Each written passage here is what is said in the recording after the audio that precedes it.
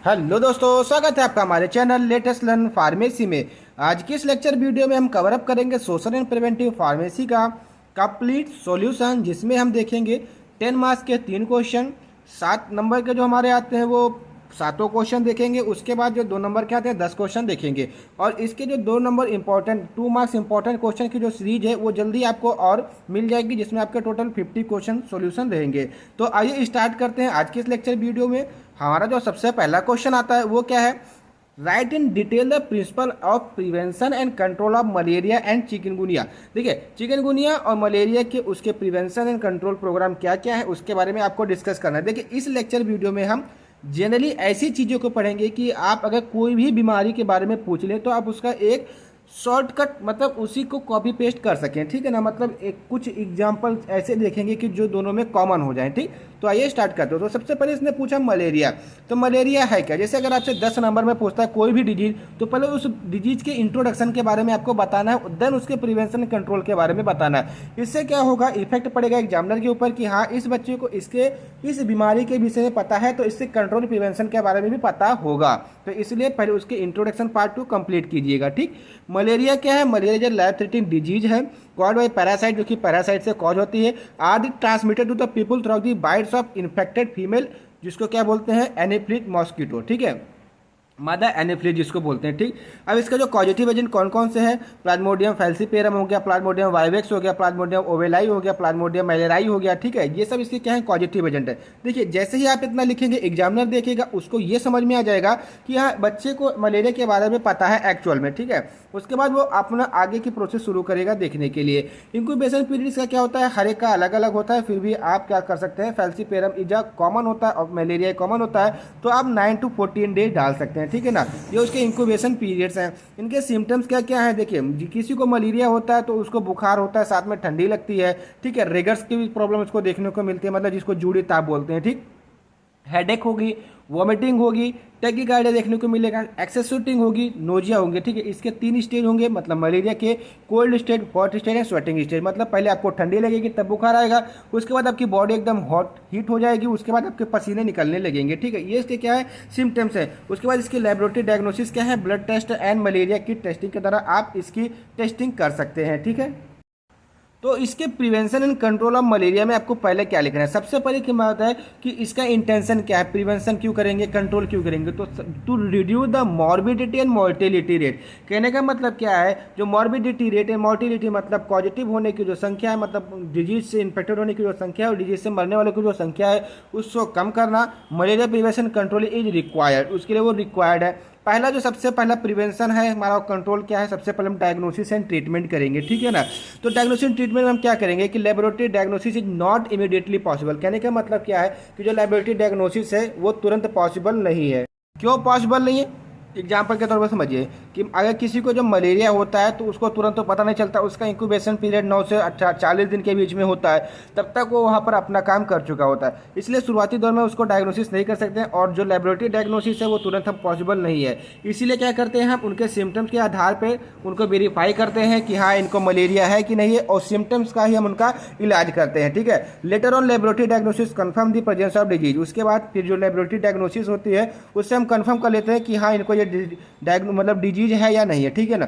For prevention malaria, जैसे मतलब national anti malaria programme चलाए जाते हैं, ठीक है ना। उसके बाद सेकंड क्या है, रेडिकल ट्रीटमेंट में क्या क्या दिया जाता है, जैसे प्राइमाक्यून टैबलेट 15 mg 5 दिन के चलाया जाता है। उसके बाद क्लोरोक्यून 600 mg प्लस प्राइमाक्यून 45 mg जो टैबलेट है उसको 7 दिन तक चलाया जाता है in the treatment of the malaria. तो पहला क्या है, डायग्नोसिस एंड द ट्रीटमेंट। तो डायग्नोसिस का मतलब क्या हो गया कि हम उसको इमीडिएट डायग्नोस नहीं कर सकते, उसके सिम्टम्स के आधार पर उनको पता कर सकते हैं कि हाँ, इनको मलेरिया है। देन उसके बाद हम लेबोरेटरी टेस्टिंग के दौरान कंफर्म कर सकें कि इनको मतलब ये डिजीज है। उसके बाद प्रिवेंशन कैसे करेंगे, प्रिवेंशन के लिए कौन सा प्रोग्राम चला गया, नेशनल एंटी मलेरिया प्रोग्राम चला गया। और रेडिकल ट्रीटमेंट क्या है इसका, प्राइमाक्यून टैबलेट को आप 15 mg 5 दिन के साथ चलाएंगे। उसके बाद क्लोरोक्यून टैबलेट को जो कि आप जूड़ी ताप में भी लेते हैं, और प्राइमाक्यून 45 mg के साथ में उसको 7 दिन तक कंटिन्यू रखेंगे, ठीक है ना। ये क्या गया, प्रिवेंशन एंड ट्रीटमेंट हो गया, ठीक है। उसके बाद नेक्स्ट क्या है, कीमोप्रोफाइलेक्सिस, ठीक है। कीमोप्रोफाइलेक्सिस का मतलब क्या है, ये डेवलप द ड्रग रेजिस्टेंस। कहने का मतलब क्या है कि ये ड्रग की रेजिस्टेंस को खत्म करती है, so it is not reliable, इसलिए ये रिलायबल है। जैसे क्लोरोक्यून है उसको बीडी लिया जाता है 300 mg में, तो ये क्या है, जो है कि हमारे एक है सिम्टम्स। सिम्टम्स का मतलब क्या, जो उसकी जूड़ी लगने की जो प्रोसेस है, जिसको बोलते हैं ठंडी लग रही है, कोल्ड, वो उसको कम कर देगी, ठीक है। इसको बोलते हैं क्या, chemoprophylaxis. Then mass drug administration करके हम उस जो हमारा मलेरिया उसको ट्रीट आउट कर सकते हैं, प्रिवेंट कर सकते हैं। तो मास drug administration is recommended highly endemic area. जैसे एग्जांपल के तौर पर समझिए, आपने पेंडेमिक एंडेमिक सुना होगा। एंडेमिक का मतलब क्या होता है, जब किसी एक लोकल क्षेत्र में कोई महामारी फैलती, मतलब कोई डिजीज फैलती है। और पेंडेमिक का मतलब क्या होता है, जब कोई भी बीमारी वर्ल्ड वाइड फैलती है, ठीक है, उसको पेंडेमिक बोलते हैं। तो हाईली एंडेमिक एरिया में हम क्या करेंगे, मास एडमिनिस्ट्रेशन कर देंगे ड्रग का, जैसे प्रोग्राम चलाएंगे। उसके बाद क्लोरोक्विन की टैबलेट वगैरह की शुरुआत में ही उनको मतलब दे दिया जाएगा कि हाँ, आपको अगर उसका सिम्टम्स भी नजर आ रहे हैं तो आप उसकी तुरंत इलाज शुरू कर सकें, ठीक है। उसके बाद क्या है, मॉस्किटो कंट्रोल मीजर्स, मतलब हम मॉस्किटो को कंट्रोल करेंगे। मीजर्स जैसे all the measures given in the prevention and control arthropods borne disease, like anti larval measures and anti adult measures, ठीक है। तो ये हमारे क्या है, कुछ कंट्रोल मीजर्स हैं। उसके बाद क्या, प्रोटेक्शन अगेन मॉस्किटो, मतलब जो मच्छर है उनसे हमसे सुरक्षा रखना, जैसे by the using of the mosquito repellents, जो कि ओडोमास वगैरह आता है, ठीक है। प्रोटेक्टिव क्लॉथ हो गया, जिसको आप मच्छरदानी भी बोलते हैं। नेट्स एंड कॉइल्स ETC का यूज करके हम मॉस्किटो से प्रोटेक्शन ले सकते हैं, ठीक है। Reduction in mosquito breeding site, जो मॉस्किटो ब्रीडिंग साइट जैसे जहाँ कहाँ होता है, जैसे जो पानी डंप होता है, टायर ट्रेन में भर प्रॉपर ड्रेनेज सिस्टम होना चाहिए, कहीं भी पानी का जमा नहीं होना चाहिए। Management of the water level manage होना चाहिए, ठीक है। वाटर का जो वाटर कूलर है उसको हमेशा क्लीन रखना चाहिए, नीट एंड क्लीन रखना चाहिए। आपने एरिया को क्लीन रखना चाहिए, जिससे कि आपकी जो प्रिवेंट हो सके morbidity due to the malaria, जो मलेरिया की वजह से हो रही है, ठीक है ना। उसके बाद हेल्थ एजुकेशन, तो health education should be conducted health awareness programme to aware the human being by the safety measurement, मतलब उनको हम सेफ्टी मेजरमेंट बताएंगे कि अगर आपको मलेरिया के आपको मतलब पेशेंट देखने को मिल रहे हैं तो आप क्या क्या क्राइटेरिया फॉलो करेंगे। आप उसको थोड़ा क्वारंटाइन करेंगे, उसको बराबर प्रॉपर जो नेट्स होता है, जो जाली होती है जिससे मच्छर प्रोटेक्शन करते हैं, बराबर उसको प्रोपेलेंट का यूज करेंगे, जिससे कि उनको ये सारी दिक्कत ना हो। और दूसरी हेल्थ एजुकेशन के बारे में बात करें कि कहीं पे पानी ना जमा हो जाना, साफ सफाई रखना, स्वच्छता रखना, ETC।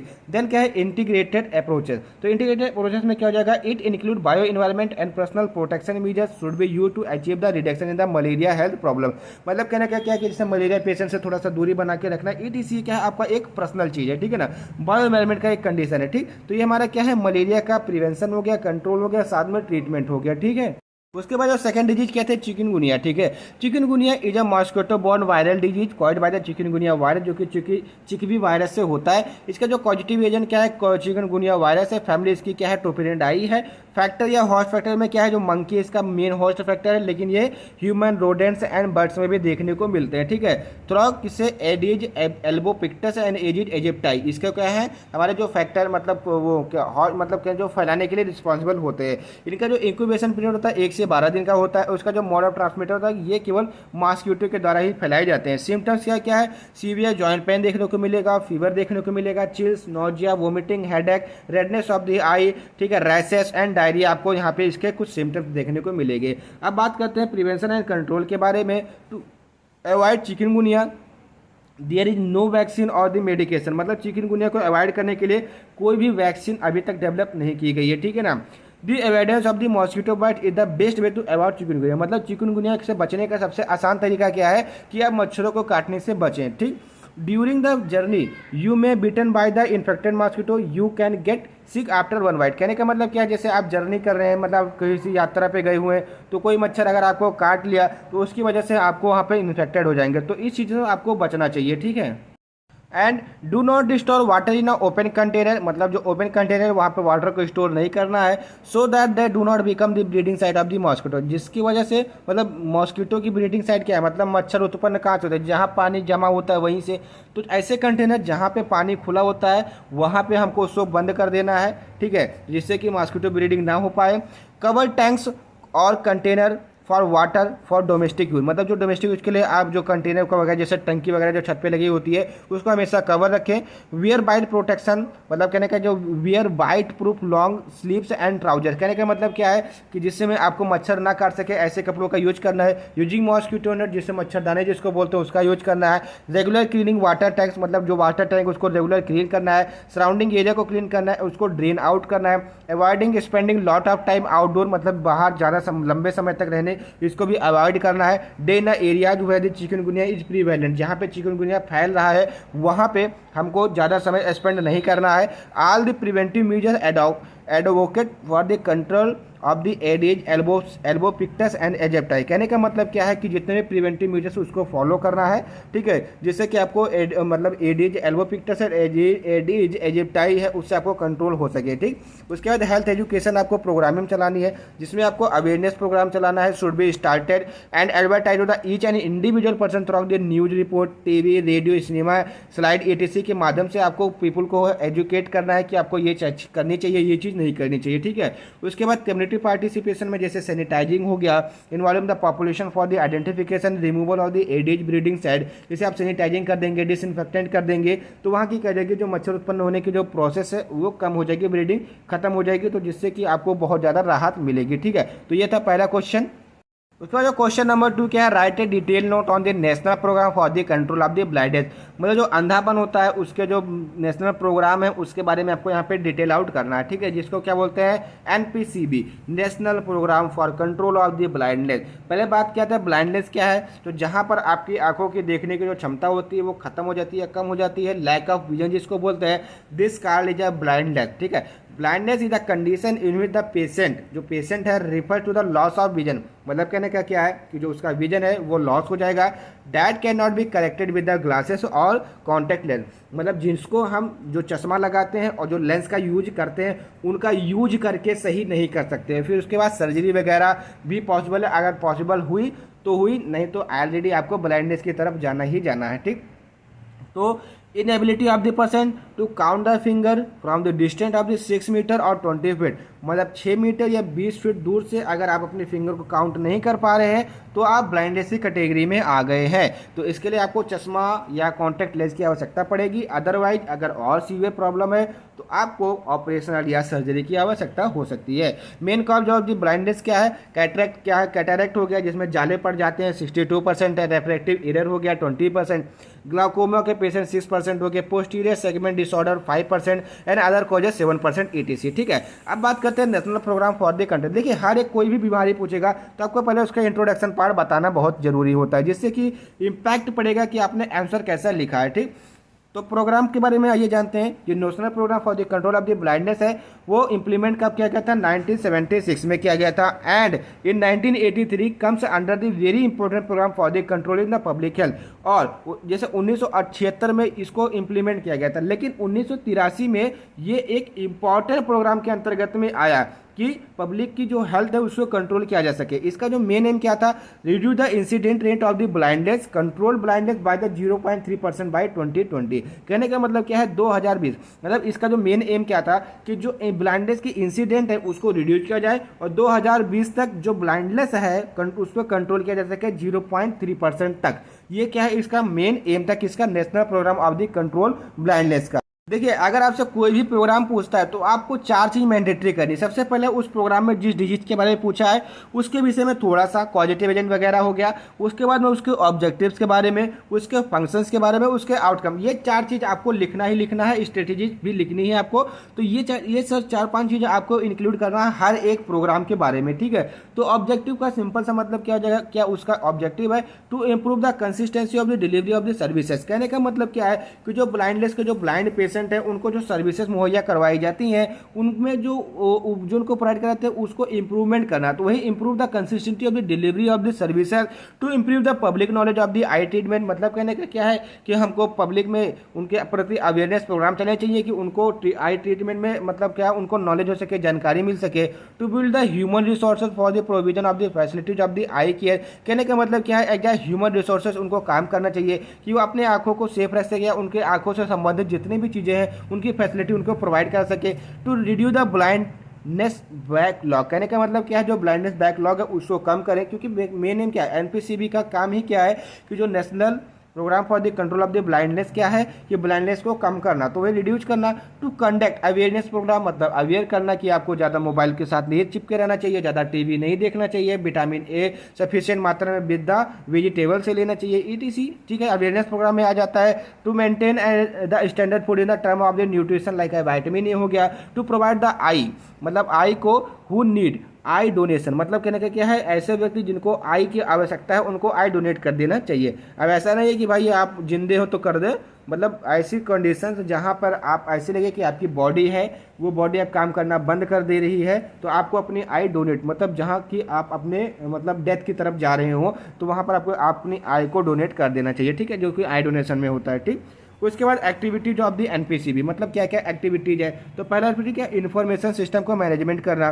ठीक है। Collection and utilisation of the donated eye, कहने का मतलब क्या, जो डोनेटेड आइट है उसको कलेक्ट आउट करना एंड उसको यूटिलाइज करना। Control vitamin and its deficiency, कहने का मतलब क्या, जैसे वाइटामिन ए की वजह से आपको ब्लाइंडनेस, नाइट ब्लाइंडनेस होता है, उसको कंट्रोल करना, उसकी डिफिशियंसी को कंट्रोल करना, ठीक है। उसके बाद क्या है, स्कूल आई स्क्रीनिंग प्रोग्राम चलाना and monitoring and the evaluation etc करना। ये क्या है, एनपीसीबी की कुछ एक्टिविटीज है, ठीक है। उसके बाद फंक्शंस क्या है, तो फंक्शन इसके target disease, human resource development and infrastructure development पे निर्भर करती है। तो टारगेट डिजीज पे क्या है, तो national programme for the control of the blindness, target क्या है, the optic and ocular disease, मतलब किस इसका टारगेट मेन किस पे है कि जो ऑप्टिक और ऑकुलर डिजीज है उसके ऊपर। कीप अंडर सर्विलांस एक्टिविटी, मतलब सर्विलांस एक्टिविटी मतलब कीप वॉच, मतलब उसको हमेशा अपने अंडर ऑब्जर्वेशन में रखना, जितनी भी एक्टिविटी है उसको अपने अंडर ऑब्जर्वेशन में रखना। क्यों, to easily detection, assessment, prevention and understand, मतलब जिससे कि आप उसको आसानी से समझ सके, उसको आसानी से एक्सेस कर सके, देन उसका प्रिवेंटिव मेजरमेंट ला सके एंड आप उसको अंडरस्टैंड कर सके कि हाँ ये एक्चुअल में प्रॉब्लम है, इनको ये ट्रीटमेंट की आवश्यकता है। टारगेटेड डिजीज अंडर दी एनपीसीबी, मतलब जो एनपीसीबी के अंतर्गत कौन कौन से ऐसे टारगेटेड डिजीज है, ग्लाउकोमा हो गया, लो विजन हो गया, ट्रेकोमा हो गया, डायबिटिक रेटिनोपैथी हो गया, मतलब डायबिटीज की वजह से जो आंखें कमजोर हो जाती है, चाइल्डहुड ब्लाइंडनेस हो गया, कैटरैक्ट हो गया, ये सब टारगेटेड डिजीज है। देखिए इन सब चीज़ों को आपको याद रखना ही रखना है, ठीक है, क्योंकि अगर कोई भी आप नेशनल प्रोग्राम पढ़ रहे हैं तो आपको उसके विषय में पता होना चाहिए, कब इंप्लीमेंट किया गया था, उसके ऑब्जेक्टिव क्या है और कौन कौन से ऐसे टारगेट डिजीज है जो कि हमको उसके ऊपर काम करना है, ठीक है। उसके बाद सेकेंड फंक्शन क्या है, ह्यूमन रिसोर्स डेवलपमेंट, मतलब ह्यूमन रिसोर्स डेवलपमेंट करना। प्राइमरी हेल्थ केयर जैसे पीएचसी हो गया, is a basic principle for the health advancement by the WHO who play vital role for the controlling and treatment of the blindness. कहने का मतलब क्या है, जो हमारा पीएचसी है, प्राइमरी हेल्थ केयर सेंटर है, वो बेसिक प्रिंसिपल उसका क्या होता है कि हमको हेल्थ एडवांसमेंट, मतलब हेल्थ जो भी प्रोवाइड कराना, हेल्थ केयर प्रोवाइड कराना, ठीक है। और ये जो पीएचसी है ये इंपॉर्टेंट रोल प्ले करते हैं, वाइटल रोल प्ले करते हैं for the controlling and treatment of the blindness at the primary level, ठीक है। Primary health care worker play very important role to control the blindness, ठीक है।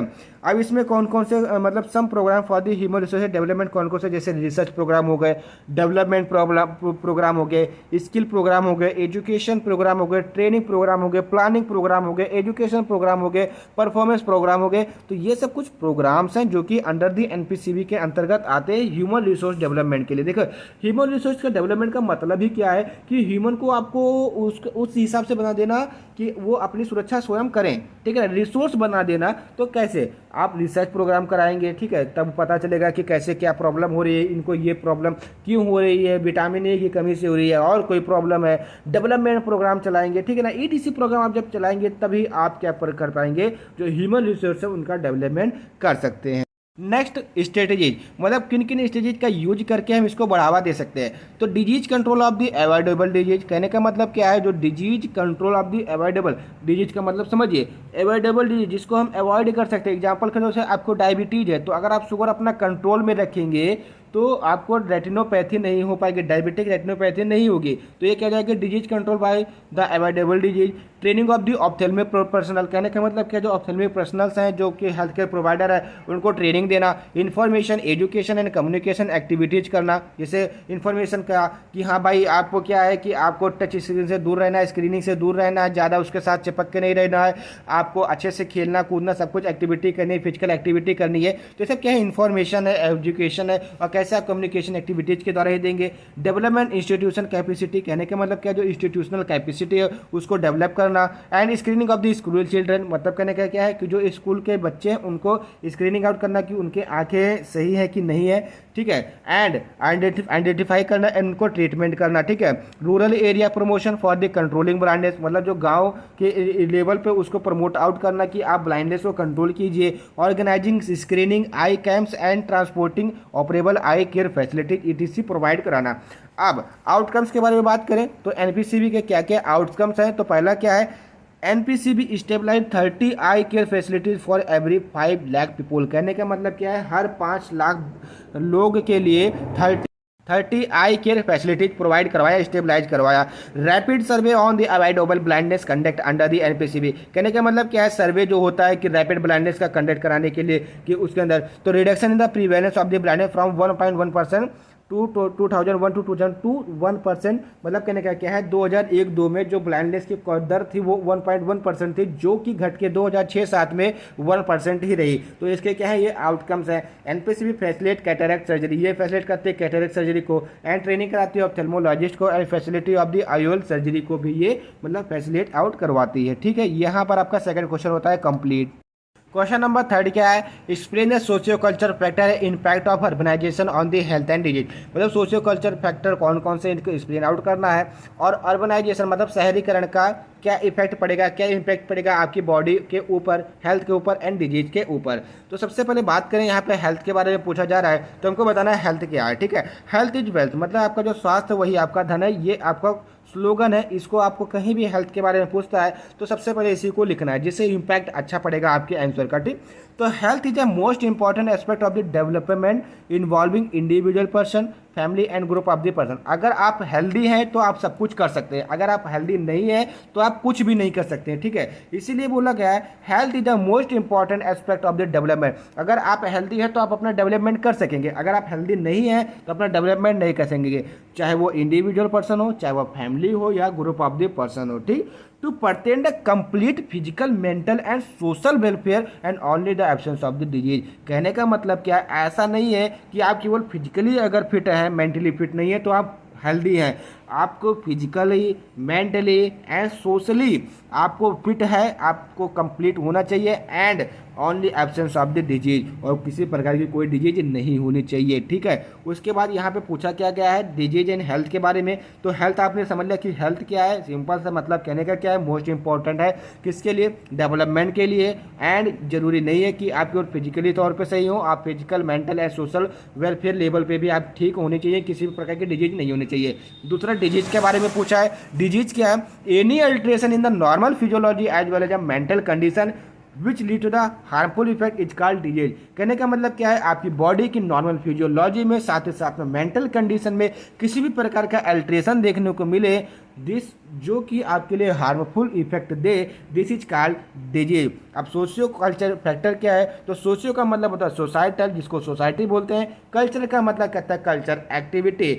ठीक है, factor influences the impact on the thought, feelings, behaviour and health outcome. देखिए, आपकी society में जो कल्चर की चीज़ें हैं, मतलब जो कि आपकी जेनेटिकली आपके दादा परदादा की वजह से आई, तो ये कल्चर फैक्टर के अंतर्गत में आता है। ठीक है, जो कि आप क्या बोलते हैं कि आपका ये कल्चर है, ठीक है, संस्कृति है, उसके कौन कौन से फैक्टर्स हैं जो कि आपके हेल्थ के ऊपर इफेक्ट करेंगे। ठीक है, there are many factor that affect the health of the individual. The कौन कौन से हो गए, जैसे the place where we live, जहाँ पे हम रहते हैं, जहाँ पे हम काम करते हैं, जहाँ पे हम पढ़ते हैं, जहाँ पे हम खेलते हैं, ये सब क्या इंपॉर्टेंट एस्पेक्ट है, इंपॉर्टेंट फैक्टर है आपके हेल्थ के लिए। आप जहाँ पे रहते हैं अगर वो क्लाइमेट पोल्यूटेड है तो आप बीमार होंगे। आप जहाँ पे काम करते हैं वहाँ के जो इन्वायरमेंट है वो पोल्यूटेड है, यहाँ डस्टिंग ज़्यादा है तो बीमार पड़ेंगे। जहाँ पे आप पढ़ रहे हैं वहाँ पे अच्छे पानी की सुविधा ना हो, वहाँ बीमार पड़ेंगे। जहाँ पर आप खेल रहे हैं वहाँ पे गंदगी बहुत ज़्यादा हो, वहाँ पे भी बीमार पड़ेंगे। आर द सोशल डिटर्मिनेंट्स, ये क्या है, सोशल डिटर्मिनेंट्स है अफेक्ट द हेल्थ, जो कि आपकी हेल्थ को अफेक्ट करेंगे। सोशियो कल्चर फैक्टर में कौन कौन से फैक्टर, जैसे एजुकेशन फैक्टर हो गया, इनकम फैक्टर हो गया, फैमिली फैक्टर हो गया, access to health care factor हो गया, एनवायरनमेंट फैक्टर हो गया, एंड कल्चर फैक्टर हो गया। ये क्या है, सोशियो कल्चर फैक्टर। एक बार फिर से समझ लीजिए, education, income, family, access to health care, environment and culture. अब एक एक करके समझते हैं। एजुकेशन क्या है, एजुकेशन क्या play important role in the healthy life, मतलब एजुकेटेड जो एजुकेशन है वो आपके हेल्दी लाइफ में एक इंपॉर्टेंट रोल प्ले करता है। क्योंकि आप अगर एजुकेटेड है तो आपको ये पता होगा, मतलब पता होगा कि आपको क्या खाना चाहिए, क्या नहीं खाना चाहिए। आपके हेल्थ इशू हुए तो आपको कौन से डायग्नोसिस करानी चाहिए, नहीं करानी चाहिए, तो डॉक्टर के पास जाना चाहिए। तो एजुकेशन के माध्यम से आपको पता चलेगा, ठीक है ना। तो एजुकेशन गिव्स यू कॉन्फिडेंट, मतलब आपको आत्मविश्वास देगा to take better decision regarding the health issue, मतलब आपके हेल्थ जो इशू है उसके रिगार्डिंग में आप अच्छे डिसीजन ले सके, इनकरेज कर सके an individual to participate in the various activities like as yoga, exercise, awareness about your health and the hygiene. का मतलब क्या है कि अगर आप एजुकेटेड है तो आप दूसरे को भी समझाएंगे कि आपको योगा करना चाहिए, एक्सरसाइज करना चाहिए, अवेयरनेस को उनको अवेयर आउट करेंगे उनके हेल्थ के प्रति एंड हाइजीन के प्रति में, ठीक है। तो पहला क्या हो जाएगा एजुकेशन। सेकंड क्या है इनकम। अगर poverty lead to the insufficient requirement of the individual to become healthy, कहने का मतलब पॉवर्टी मतलब गरीबी। अगर आपके पास पैसे नहीं है तो आप अपना इलाज नहीं कर सकते, अपने डायग्नोसिस नहीं करवा सकते, ठीक है। तो इसलिए बोला गया पॉवर्टी जो है lead to insufficient requirement of the individual to become healthy due to lack of money, मतलब पैसे की कमी के कारण does not offer the diagnosis के लिए नहीं जा सकता है, मेडिकल सुपरविजन के लिए नहीं सकता। But wealthy people are very lazy, लेकिन जो वेल्दी पीपुल जिनके पास पैसा है वो बहुत आलसी होते हैं, इनएक्टिव होते हैं and more prone to the very disease, और उनको जो डिजीज होने के चांसेस है बहुत ज़्यादा। आपने कभी सुना होगा कि जो गांव में जो बच्चे रहते हैं वो धूल मिट्टी में खेलते हैं तभी जल्दी बीमार नहीं पड़ते हैं, लेकिन वहीं शहर के बच्चे अगर एक मच्छर काटा तो तुरंत बीमार। क्यों? क्योंकि गांव के बच्चे मिट्टी में खेल के अपने आप को इतना वो अपनी इम्यूनिटी इतनी बिल्ड कर चुके हैं कि उनको एक मच्छर काटने का कोई असर ही नहीं होगा।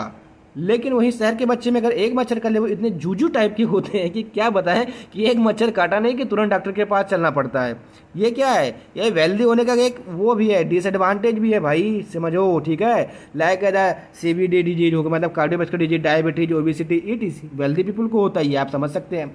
Access to the health care, कहने का मतलब क्या है educated and working people enjoy better health.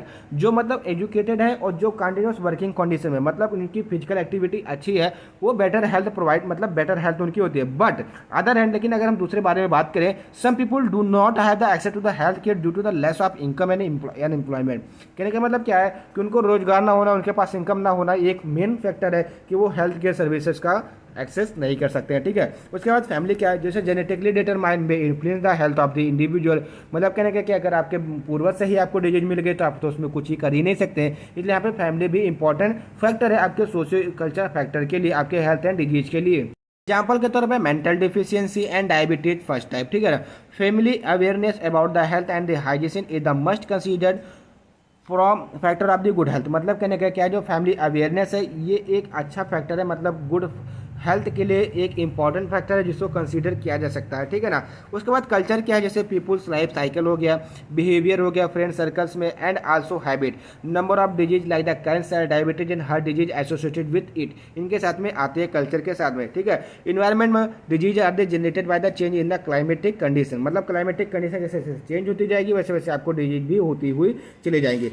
Second क्या पूछा था, इंपैक्ट ऑफ अर्बनाइजेशन, मतलब शहरीकरण का आपके हेल्थ और डिजीज पे क्या। देखिए शहरीकरण का ये मतलब नहीं है कि आप गांव से जाकर के शहर में शिफ्ट हो जाए, शहरीकरण का ये मतलब होता है कि आपके गांव में कुछ डेवलपमेंट ऐसा हो जाए जिससे वो शहर बन जाए, इसी को बोल कहते हैं transformation of the rural to the urban with their changes, that's called urbanisation, जिसको हम अर्बनाइजेशन करते हैं। अब इसके इंपैक्ट क्या होंगे, तो पहला क्या है over crowding and health iniquity, मतलब भीड़ भाड़ बढ़ेगी और हेल्थ इनइक्विटी आपको देखने को मिलेगी। तो rapid growth of the urban centre lead the sub standard housing on the marginal land, मतलब जो भी मार्जिनल लैंड है वहाँ पर आपका घर जो हाउसिंग प्रोसेस है वो सब स्टैंडर्ड क्वालिटी में आपको ज़्यादा देखने को मिलेगी, जिसकी वजह से ओवर क्राउडिंग आपको देखने को मिलेगी। Due to the over crowding the communicated disease spread fastly and out the break, कहने का मतलब क्या है कि अगर ओवर क्राउडिंग भीड़ भाड़ जगह हो जाएगी तो जो कम्युनिकेबल डिजीज है, जैसे कोरोना है तो भीड़ भाड़ जगह में ज़्यादा फैल रहा था, तो ओवर क्राउडिंग की वजह से उसकी जो कम्युनिकेबल था वो ज़्यादा हो रहा था और आउट ब्रेक हो गया, मतलब उसको फिर कंट्रोल नहीं किया जा सका। क्यों? क्योंकि ओवर क्राउडिंग ही एक मेन कारण थी कोरोना को फैलाने के लिए।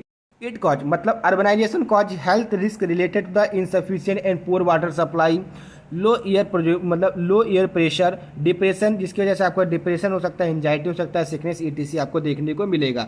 Rise of non communicable disease, मतलब जैसे अभी तो हमने मान लिया कि क्राउडेडनेस के कारण कम्युनिकेबल डिजीज, लेकिन rise of non communicable disease जैसे कैसे, due to increase of population, मतलब पॉपुलेशन में बढ़ने के कारण, the transformation of the daily life essential food like the milk ETC, इनका ट्रांसफॉर्मेशन डेली का डेली बढ़ेगा, जिसकी वजह से मान लीजिए कि आपका घर 5 किलोमीटर दूर है और जहाँ से आप सामान मंगा वो 5 किलोमीटर दूर है, ठीक है। तो 5 किलोमीटर दूर में कुछ एंडेमिक हुआ है और आपके यहाँ पे नहीं है, तो क्या होगा, 5 किलोमीटर दूर से जब आप अपना एक सामान मंगाएंगे तो उसके साथ में वो वायरस, वो बैक्टीरिया आपके घर जाने के चांसेस है कि नहीं है, तो वो नॉन कम्युनिकेबल डिजीज भी ट्रांसमिटेड होगी कि नहीं होगी, तो इसलिए बोला गया rise of the non communicable disease, ठीक है।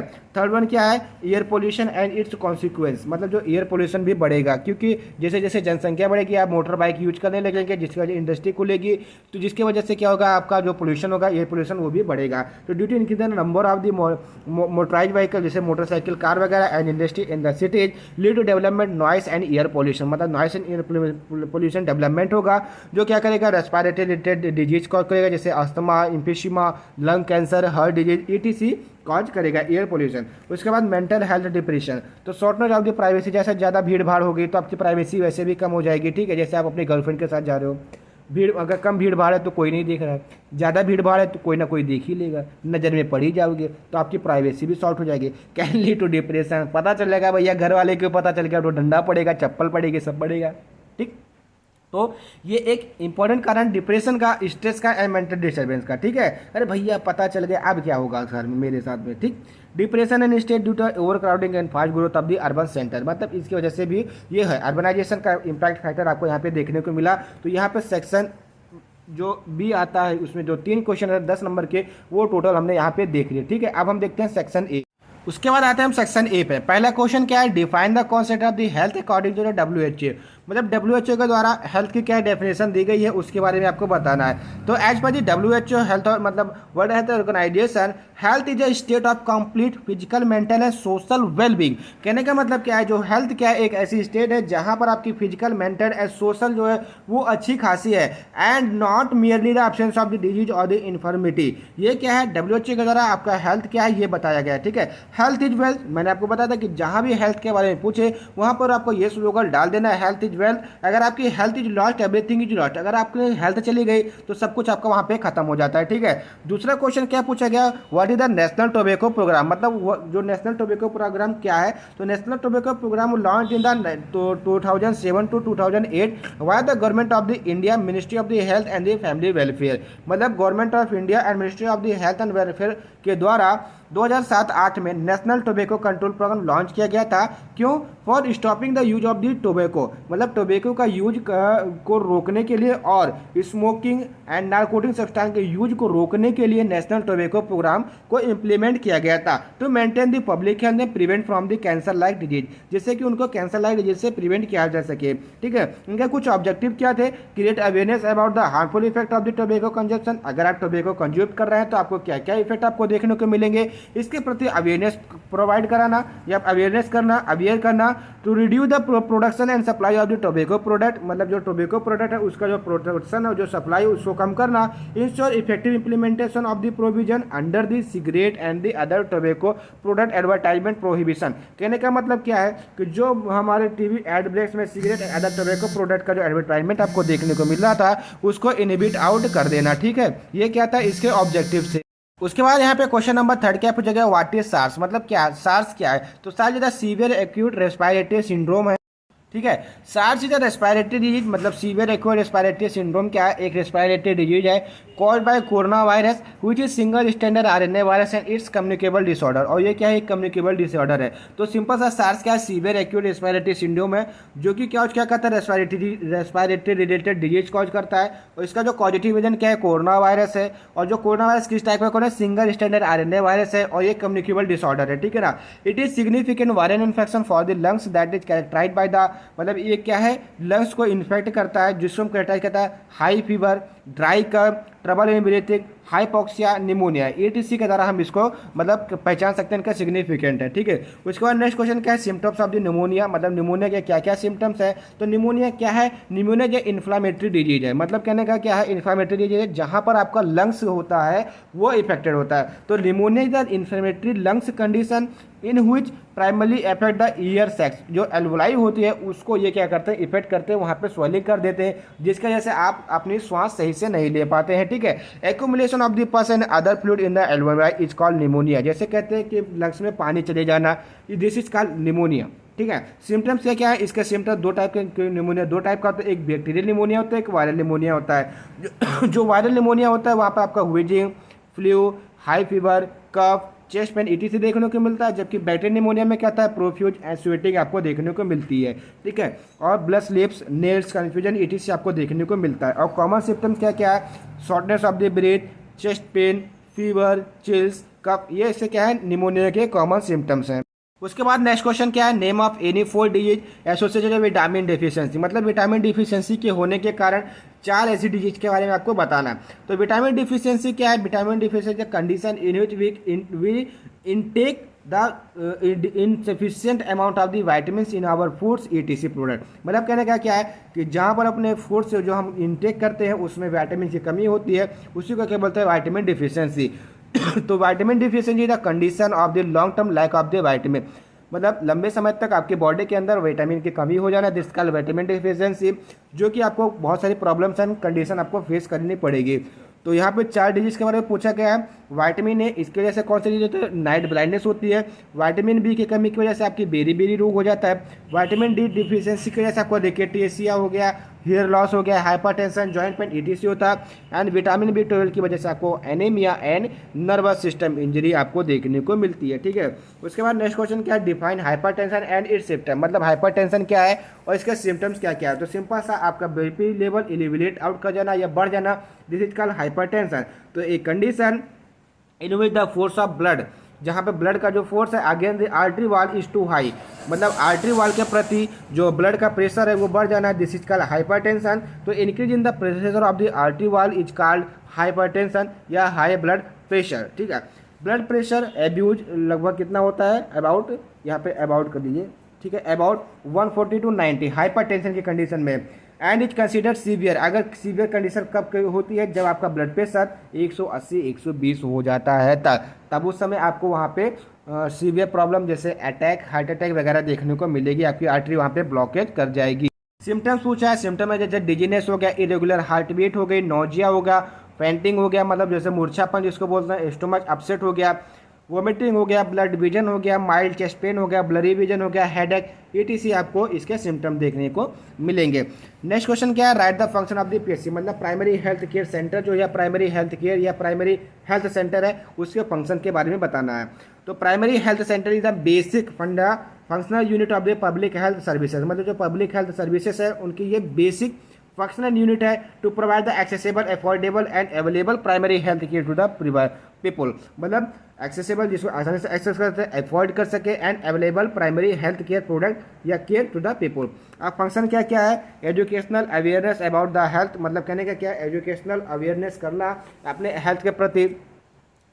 उसके बाद maternal child health including family planning, safe water supply and basic sanitisation, prevention and control of the locally endemic disease, medical and first aid treatment, national health program, collection and reporting of the vital statistics, neutral health program या nutritional health services protection या nutritional supplement providence, refer to higher hospital and basic laboratory services। ये क्या है, एक PHC है उसका एक function है, ठीक है। इसमें मुझे नहीं लगता कि आपको ज़्यादा कुछ समझाने की आवश्यकता होगी, क्योंकि आपके यहाँ भी पीएचसी होगा तो ये सब चीज़ आपको देखने को मिलेंगी, ठीक है।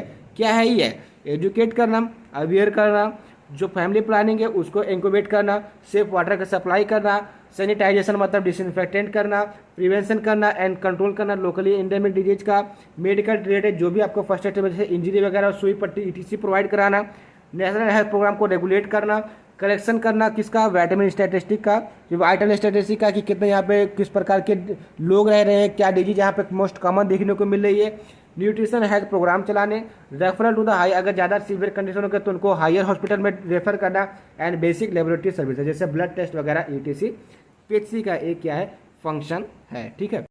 नेक्स्ट क्वेश्चन क्या पूछा है, name the causative agent of the dengue and cholera, मतलब जो कॉलेरा और डेंगू उसके कॉजेटिव एजेंट क्या है। तो causative agent of the cholera कौन कौन सा है, ग्राम नेगेटिव बैक्टीरिया जिसको विब्रियो कोलेराई बोलते हैं, और डेंगू का जो क्या है, डेंगू जो है arthropod borne disease which cause the flavivirus den 1 den 2 den 2 den 4 and serotypes के ये होते हैं, ठीक है।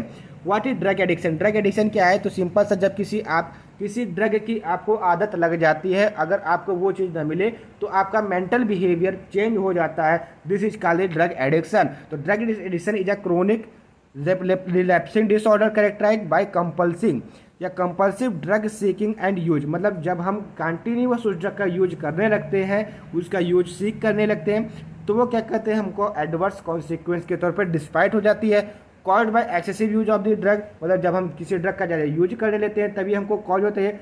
It not only alter the behaviour of the person by acting on the brain, मतलब कहने का क्या, ये केवल ब्रेन पर एक्ट करके उसके बिहेवियर को चेंज नहीं करती है, but also lead to an ability to control the use of legal और इलीगल ड्रग और मेडिकेशन, मतलब ये जो हमारी एबिलिटी होती है उसको भी ख़त्म कर देती है कि आप लीगल और इलीगल ड्रग का यूज क्यों कर रहे हैं, उसके कंट्रोल को भी ये खत्म कर देते हो। एडिक्शन बहुत ही मतलब सिंपल सा दवा का नशा करना दवा की, ठीक है, इसी को बोल जाते हैं ड्रग एडिक्शन बोलते हैं। सिंपल सा ड्रग एडिक्शन पूछा था तो आपको यही लिखना है कि drugs addiction is a chronic stage in which we continue the या excessive use of the drug that lead to change in the mental behaviour if we get not the medical या मेडिसिन या pharmaceutical product, this is called the drug addiction. उसके बाद next question क्या है, objective of the pulse polio programme. देखिए 7 number पे आपसे pulse polio programme पूछा गया है, वहाँ पे इसके ऑब्जेक्टिव के बारे में बात करेंगे, लेकिन यहाँ भी बात कर लेते हैं। तो पहला ऑब्जेक्टिव क्या है, to become the polio free nation, not a single child miss the single dose of the polio vaccine, मतलब जो कोई भी एक भी बच्चा एक भी डोज पोलियो वायरस की या पोलियो वैक्सीन की डोज मिस ना कर सके। To interrupt the transmission of the wild polio virus as the soon as the possible, मतलब जो क्या खतरनाक पोलियो वायरस है उनको उसका जो ट्रांसमिशन उसको इंटरप्ट करे जल्दी से जल्दी। To become a polio free nation, मतलब पोलियो फ्री नेशन बिकम हो जाए, मतलब हो जाए। Replacement of the wild polio virus in the community and to enhance the और induce the immunisation programme at a different level, मतलब immunisation programme को induce कराना, इनहेंस कराना। And limitation to spreading the polio virus to the focal area, मतलब जो focal area है वहाँ पे जो इसकी जो स्प्रेडिंग होती है कि ज़्यादा पैसा वहाँ पे इसको लिमिटेड कर आउट कर देना, ठीक है। तो यहाँ पर आपके 2 नंबर के सेक्शन होते हैं कंप्लीट। अब नेक्स्ट सेक्शन हमारा आता है सी, जिसमें टोटल 7 क्वेश्चन रहते हैं और पर क्वेश्चन 7 मार्क्स से रहते हैं। तो इसमें जो सबसे पहला क्वेश्चन पूछा गया वो explain the concept of nutritional deficiency disease, मतलब न्यूट्रिशनल डिफिशियंसी की वजह से होने वाले जो डिजीजेस हैं उनके बारे में बताना है, उनके कॉन्सेप्ट को एक्सप्लेन आउट करना है, ठीक है। तो पहले समझते हैं कि न्यूट्रिशंस क्या है, क्योंकि न्यूट्रिशन समझेंगे तभी हम न्यूट्रिशनल डेफिशिएंसी को समझेंगे, तभी हम उसके डिजीज के बारे में समझेंगे। तो न्यूट्रिशन क्या है, न्यूट्रिशन जो फूड मतलब एक खाना है, फूड है जिसको हम इंटेक करते हैं at work in the body, जो कि हमारे बॉडी में वर्क करता है, include everything that happen from eating food to its uses in various function of the body. कहने का मतलब क्या है कि जब हम कुछ खाना खाते हैं, ठीक है, तो उससे हमको न्यूट्रिशंस मिलता है जो कि हमारी बॉडी के डिफरेंट बॉडी फंक्शनिंग के लिए रिस्पॉन्सिबल होता है, ठीक है। And nutrients are the component of the food, मतलब जो न्यूट्रिएंट्स होते हैं वो कंपोनेंट के फूड्स होते हैं, फूड के कंपोनेंट्स होते हैं, needed for the body in adequate amount, जिसकी जरूरत बॉडी को एडिक्वेट अमाउंट में मतलब करें सफिशिएंट अमाउंट में होती है, for the proper growth reproduction and leading normal life, मतलब ग्रोथ के लिए, रिप्रोडक्शन प्रोसेस के लिए एंड नॉर्मल लाइफ जीने के लिए। तो ये क्या था, न्यूट्रिशन था और न्यूट्रिएंट्स था। अब बात करें न्यूट्रिशनल डिफिशियंसी क्या होता है, तो inefficient nutritional to the body, कहने का मतलब क्या है कि बॉडी को कम मात्रा में न्यूट्रिशन प्रोवाइड कराना, this is known as a nutritional deficiency या lack of nutrition is called nutritional deficiency. तो nutritional deficiency occurs when the body is not getting enough nutrients. कहने का मतलब क्या है, न्यूट्रिशनल डिफिशियंसी आपको कब कॉज होगी, जब आपकी बॉडी को सफिशिएंट अमाउंट में या इनफ अमाउंट में न्यूट्रिएंट्स नहीं मिलेंगे, तभी आपको न्यूट्रिशन डिफिशियंसी देखने को मिलेगी। एंड सच डिफिशियंसी, और ये जो डिफिशियंसीज है can cause a variety of health problem, जो कि आपको severe variety of health problem cause करेगी। एग्जाम्पल के तौर पर digestion problem, skin problem, defective bone growth, dementia, ETC आपको कॉज करेगी। अब देखिए जो क्लासिफिकेशन ऑफ द कॉज है, मतलब न्यूट्रिशन डिफिशियंसी के कॉज क्या क्या है, प्राइमरी कॉज या सेकेंडरी कॉज। प्राइमरी कॉज में क्या होता है कि बॉडी को मतलब लैक ऑफ न्यूट्रिशनल डिफिशियंसी, मतलब कहने का मतलब क्या है कि जो हम फूड इंटेक करते हैं उससे हमको न्यूट्रिशन नहीं मिल पाती है, इसकी वजह से न्यूट्रिशन डिफिशियंसी होती है। और वही जो दूसरा जो सेकेंडरी कॉज है, जहाँ पर हमारी बॉडी को फूड में तो प्रॉपर न्यूट्रिएंट्स होते हैं लेकिन उस न्यूट्रिएंट्स को एब्जॉर्ब नहीं कर पाती है, मतलब उस बॉडी फेल हो जाती है उसको न्यूट्रिएंट्स को एब्जॉर्ब करने में। This is a secondary cause of the nutritional deficiency. अब इसकी वजह से आपको कौन कौन से सिम्टम्स देखने को मिलेंगे, जैसे पेल स्किन, आपकी जो स्किन का कलर हो जाएगा वो हल्का पीला हो जाएगा, फैटिगो आपको देखने को मिलेगा, trouble in breathing, weakness, unusual food cravings, constipation, heart palpitation, depression, sleepiness, ETC इसके सिम्टम्स आपको न्यूट्रिशन डिफिशियंसी को देखने को मिलेंगे। उसके बाद कुछ उसमें डिजीजेस के बारे में पूछा गया है। तो सबसे पहला क्या है, आयरन डिफिशियंसी। तो आयरन डिफिशियंसी की वजह से होने वाले डिजीज और क्या है इसके बारे में समझते हैं, ठीक है। Iron is a necessary to make the haemoglobin, आप जानते हैं कि हीमोग्लोबिन हमारे दो चीज़ से मिलकर बना होता है, हीम एंड ग्लोबिन।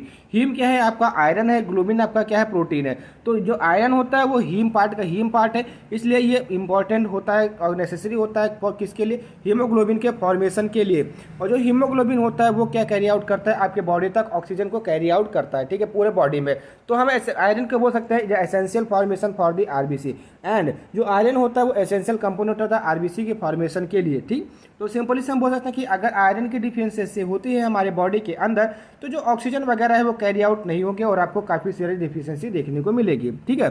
तो आयरन डिफिशियंसी की वजह से आपको एनीमिया भी होगा। अब बात करते हैं, यहाँ पर आपको ये समझ में आ रहा होगा कि एनीमिया तो हमारे विटामिन B12 की वजह से होता है, तो आयरन डिफिशियंसी के, क्योंकि भाई आयरन क्या है आपका हीमोग्लोबिन का ही पार्ट है। जब आयरन ही नहीं बढ़ेगा आपकी बॉडी के अंदर तो हीमोग्लोबिन कम होगा, और एनीमिया क्या कहता है, हीमोग्लोबिन का कम होना। तो सिंपल सा अगर आयरन डिफिशियंसी होता है तो आपको एनीमिया आपको देखने को मिलेगा। अब इसके साइन एंड सिम्टम्स क्या है, अनयूजुअल टायर्डनेस, मतलब आप तुरंत थक जाएंगे, shortness of the breath, paleness, headache, dizziness, swelling, soreness और टंग एंड दी माउथ। कहने का मतलब क्या है कि आपकी जो टंग है और जो माउथ है वहाँ पर आपको सोरनेस देखने को मिलेगी। ये क्या है, साइन एंड सिम्टम्स है किसके, आयरन डिफिशियंसी के। अब आयरन डिफिशियंसी को कैसे ओवरकम कर सकते हैं, simply iron rich food intake करके। आयरन फूड रिच इंटेक मतलब कहने का क्या, जैसे रेड मीट हो गया, पॉर्क हो गया, पोल्ट्री हो गया, डार्क ग्रीन लीफ हो गया, वेजिटेबल्स हो गया, ड्राई फ्रूट हो गया, पीज हो गया, बीन्स हो गया, सी फूड हो गया, ETC को हम इंटेक करके आयरन की मात्रा को अपनी बॉडी के अंदर बढ़ा सकते हैं। वहीं दूसरी जो हमारी क्या है, calcium deficiency, it's called hypocalcaemia. Hypocalcaemia जिसका क्या मतलब होता है, हाइपो का मतलब कम और कैल्सीमिया का मतलब कैल्शियम का लेवल। तो कैल्शियम का क्या रोल है, calcium help your body to develop strong bones and the teeth. मतलब कैल्शियम का क्या काम है, आपकी बॉडी में जो बोन्स है, जो टीथ है, उसको स्ट्रॉन्ग करना। It also help to the heart, nerve and muscles work in the proper way. इसका एक काम भी क्या है कि ये आपके हार्ट को, आपके नर्वस सिस्टम को, आपके मसल्स को जो एक्शन पोटेंशियल होता है वहाँ पर आप जानते हैं कि कैल्शियम का इंटेक आउटपुट होता है, तो उसकी कमी होगी तो डेफिनेटली सी बात है कि आपको हार्ट रिलेटेड, नर्व रिलेटेड या मसल्स रिलेटेड आपको प्रॉब्लम देखने को मिलेगी। अगर आप लो कैल्शियम इंटेक करते हैं तो आपको ओस्टियोपिनिया और ओस्टियोपोरोसिस हो सकता है। ओस्टियोपिनिया का मतलब क्या है कि आपकी बोन पतली हो सकती है, जो कि प्रीकर्सर होता है ओस्टियोपोरोसिस की। वही ओस्टियोपोरोसिस क्या है कि आपकी जो बोन की डेंसिटी होती है वो लॉस हो जाती है, जिसकी वजह से आपकी जो बोन होती है, जो हड्डी होती है, वो वीक हो जाती है, ठीक है। अब इसके साइन एंड सिम्टम्स के बारे में हम बात करते हैं। तो इसके साइन एंड सिम्टम क्या है, जैसे नंबनेस हो गया, टिनिंग फिंगर हो गया, मसल्स क्रैम्प हो गया, पुअर एपेटाइट हो गया, फैंटिंग हो गया, मेंटल कन्फ्यूजन हो गया, इरिटेबिलिटी हो गया, डिप्रेशन हो गया, anxiety, toothache, insufficient blood clotting, ETC। क्योंकि जो हमारा कैल्शियम है वो इंपॉर्टेंट फैक्टर निभाता है हमारे ब्लड क्लॉटिंग में। तो अगर आपका कैल्शियम लेवल कम होता है तो आपके जो ब्लड क्लॉट होते हैं उसमें भी आपको इनसफिशियंसी देखने को मिलेगी। अब बात करें हम कैल्शियम के कौन कौन से सोर्स हैं, तो डेयरी प्रोडक्ट हो गए, ठीक है। उसके बाद में आपका स्मॉल फिश विथ बोन, जो स्मॉल फिश होती है बोन के साथ में इंटेक करना चाहिए, एंड सनराइज ETC, ये आपके क्या है, सोर्स ऑफ द कैल्शियम है, ठीक है। 7 नंबर में इतना बहुत सफिशियंट मैटर है। उसके बाद नेक्स्ट क्वेश्चन पूछा गया है, detail notes on the personal hygiene, health care and avoidable habit. तो यहाँ पर आपसे पर्सनल हाइजीन के बारे में पूछा गया, हेल्थ केयर के बारे में पूछा गया एंड अवॉइडेबल हैबिट, मतलब कौन कौन सी ऐसी आदतें हैं जो आप अवॉइड कर सकते हैं अपने डेली लाइफ में बिना किसी प्रॉब्लम के। तो पहली बात क्या है, पर्सनल हाइजीन। हाइजीन का मतलब क्या होता है, गुडनेस ऑफ दी हेल्थ, ठीक है। तो सिंपल सा हाइजीन, हाइजीन का मतलब गुडनेस ऑफ दी हेल्थ, मतलब आपकी जो हेल्थ है उसको प्रॉपर गुड रखना, मतलब अच्छा खासा रखना। तो hygiene refers to the condition and practices. कहने का मतलब क्या है, हाइजीन एक ऐसी प्रोसेस है या एक कंडीशन है, किसी प्रैक्टिस है that are use to maintain the health and prevent the spread of the disease. जिसका यूज कहाँ पे किया जाता है, आपकी हेल्थ को मेंटेन करने के लिए, एंड जो डिजीज स्प्रेड होती है, जैसे कम्युनिकेबल नॉन कम्युनिकेबल डिजीज एक से दूसरे स्थान में जाती है या एक से दूसरे स्थान में जाती है, उसको रोकने के लिए हाइजीन मतलब साफ सफाई का, सिंपल सा हाइजीन का मतलब क्या होता है, साफ सफाई। अब साफ सफाई के बारे में आप जितना कुछ जानते हैं उतना यहाँ पे नोट डाउन कर दीजिए, कोई दिक्कत नहीं है, ठीक है। तो पर्सनल हाइजीन का मतलब सिंपल सा क्या है कि अपने मेंटल हेल्थ को प्रॉपर वर्क कराना, एंड जो कम्युनिकेबल डिजीजेस है जो उनकी स्प्रेड हो तो उसको भी प्रिवेंट करना, ठीक है। पर्सनल हाइजीन से हम कर सकते हैं, क्योंकि जो कोरोना वायरस था जब स्प्रेड हो रहा था तो हम कह रहे थे कि अपने हाथों को डिसइंफेक्ट कीजिए, प्रॉपर आप मास्क लगाइए, प्रॉपर ग्लव्स वियर कीजिए, अपने आप को एकदम क्वारंटाइन रखिए। तो ये सब क्या है, आपका एक हाइजीन का ही प्रोसेस, ताकि साफ सफाई का ही एक प्रोसेस है, ठीक है। Personal hygiene can be defined as a keeping the body clean. Simple सा पर्सनल हाइजीन का मतलब क्या है, अपनी बॉडी को साफ सुथरा रखना। अब क्लीनिनेस के टाइप के, जैसे किस प्रकार से आप अपने आप को हाइजीन रख सकते हैं। बाथिंग रेगुलरली, डेली नहाना चाहिए। चेंज क्लॉथ रेगुलरली, मतलब आपको डेली अपने कपड़े चेंज करना चाहिए। वॉश योर तो मतलब वॉश योर हैंड मतलब कहने का मतलब क्या है कि आपको आपको अपना हाथ हमेशा धुल लेते रहना चाहिए एक्सरसाइज के वक्त में भी, ठीक है, एक्सरसाइज करना चाहिए। कट योर नेल्स, आपके नाखून बड़े नहीं होने चाहिए। हेयर रिमूव, आपके बॉडी में जो भी हेयर अनएसेंशियल हेयर्स हैं उनको रिमूव हमेशा रखना चाहिए। वॉशिंग द स्काल्प, मतलब आपके जो स्काल्प उसको डेली वॉश करना चाहिए। ब्रशिंग द टीथ, मतलब आपके जो दांत हो उसको हमेशा मतलब डेली का डेली सुबह शाम ब्रश करना चाहिए। तो ठीक है, ये सब कुछ क्लीनलीनेस पर्सनल हाइजीन के कुछ एसेंशियल चीज़ें जो कि हमको डेली करना चाहिए, ठीक है ना। Personal hygiene play a important role in a society every civilisation. कहने का मतलब क्या है, प्रत्येक सिविलाइजेशन मतलब हर एक नागरिक में जो पर्सनल हाइजीन है बहुत इंपॉर्टेंट रोल प्ले करता है। जो क्या करता है, promote and maintain the quality and standard of the cleanliness. जो क्या करता है, जो क्लीनिनेस की जो क्वालिटी जो स्टैंडर्ड है उसको प्रमोट भी करता है और साथ ही साथ मेंटेन भी करता है, जिससे कि आपकी जो हेल्थ है वो अच्छी खासी बने रहे। अब इसके ऑब्जेक्टिव के बारे में बात करते हैं। To improve the quality of the life, simple सा बात, अगर हमारा हाइजीनेशन रहेगा तो हमारी जो लाइफ की क्वालिटी होगी वो भी इम्प्रूव होगी।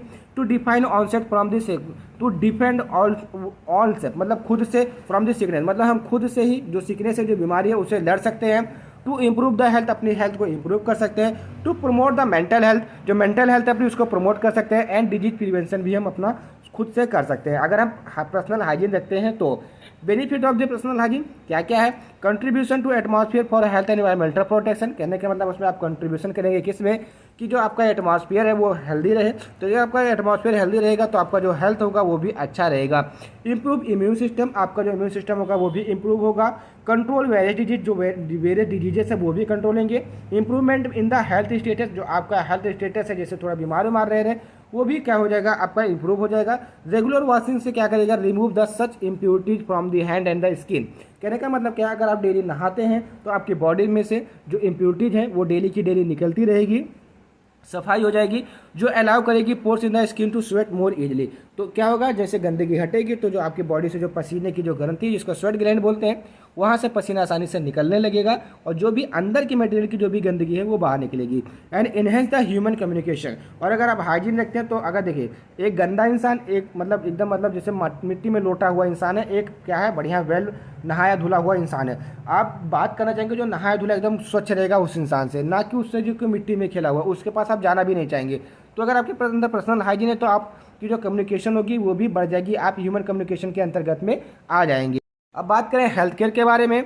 To keep the body, to keep watch the body and do essential work for good and maintain the health. कहने का मतलब क्या है, अपनी बॉडी को सर्विलांस पे रखना, मतलब अपनी बॉडी को देखते रहना। अब ये नहीं कि अपनी आंखों से देखते रहना, मतलब जो भी एक्टिविटी है, जो भी स्वच्छता, जो भी हाइजीनेशन है, उन सबके विषय में आपको पूरी तरीके से ध्यान देना। And for good and maintain the health, किस लिए आपको एसेंशियल वर्क करना है अपने हेल्थ को गुड और मेंटेन रखने के लिए, ठीक है ना। हेल्थ केयर में maintain by the various essential work done by the personal hygiene के द्वारा, प्रॉपर न्यूट्रिशन सप्लीमेंट के द्वारा, ओवरकम फ्रॉम द पॉवर्टी, मतलब पॉवर्टी से अगर आप ओवरकम हो गए तो भी आपकी जो हेल्थ होगी वो अच्छी हो जाएगी। लिटरेसी एंड अवेयरनेस, मतलब पढ़े लिखे और आपके अंदर जागरूकता होनी चाहिए। डेली एक्सरसाइज करना चाहिए। कीपिंग योर सेल्फ हाइड्रेटेड, मतलब आपकी जो अपनी बॉडी है उसको हमेशा हाइड्रेट रखना चाहिए। गुड फिटनेस, आपकी फिटनेस भी अच्छी खासी होनी चाहिए। अब अवॉइडेबल हैबिट कौन कौन सी है, तो some common avoidable habits that should be avoided, मतलब कुछ ऐसी कॉमन हैबिट्स हैं जिसको हम अपनी डेली लाइफ में अवॉइड कर सकते हैं। जैसे ईटिंग एट वर्किंग डेस्क, कहने का मतलब क्या है, जैसे हम जो वर्किंग डेस्क पे खाना खाते हैं उसको अवॉइड कर सकते हैं। Living the dirty dishes around the public location, जैसे हम सब्जी वब्जी होती है उसको फेंक देते हैं, उसको अवॉइड कर सकते हैं, ठीक है। Sneezing and not covering mouth with the tissue, मतलब जैसे जब हम खांसते हैं तो बिना मुंह पे हाथ रखे खांसते, बिना रुमाल रखे खांसते, तो उसको भी कंट्रोल कर सकते हैं। ये सब अवॉइडेबल हैबिट के अंतर्गत में आती है। नॉट फ्लशिंग द टॉयलेट, अगर आप टॉयलेट को फ्लश नहीं करते हैं तो भी आपकी एक गंदी आदत है, उसको अवॉइडेबल कर सकते हैं आप, मतलब टॉयलेट को फ्लश कर सकते हैं। Not washing the hand properly after the using toilet, मतलब टॉयलेट के बाद कुछ लोग ऐसे होते हैं जो कि हाथ वगैरह कुछ नहीं धुलते हैं, तो उसको भी आप अवॉइड कर सकते हैं, ठीक है। उसके बाद में क्या है, using dirty spoon and utensils, मतलब डर्टी स्पून और यूटेंसिल्स को आप यूज करो तो उसको भी अवॉइड कर सकते हैं। नेल बिटिंग, मतलब जो नाखून चबाना, उसको भी अवॉइड कर सकते हैं। Not brushing your teeth daily, मतलब डेली ब्रश मत ना करना, तो इसको भी आप अवॉइड कर सकते हैं।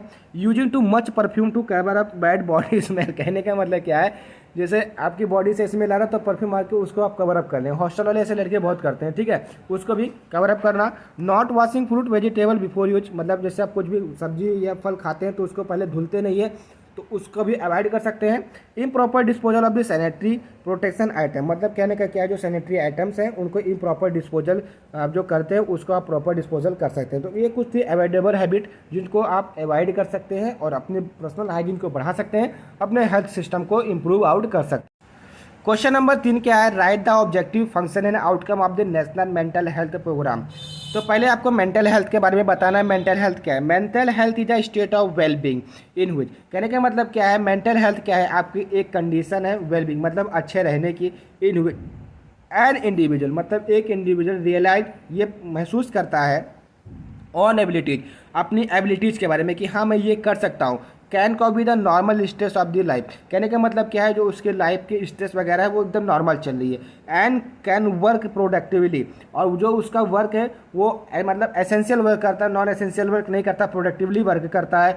And is able to make contribution in the community, और वो एबल होता है कि अपने कम्युनिटी में उसको कंट्रीब्यूशन कर सके कुछ ना कुछ, ठीक है।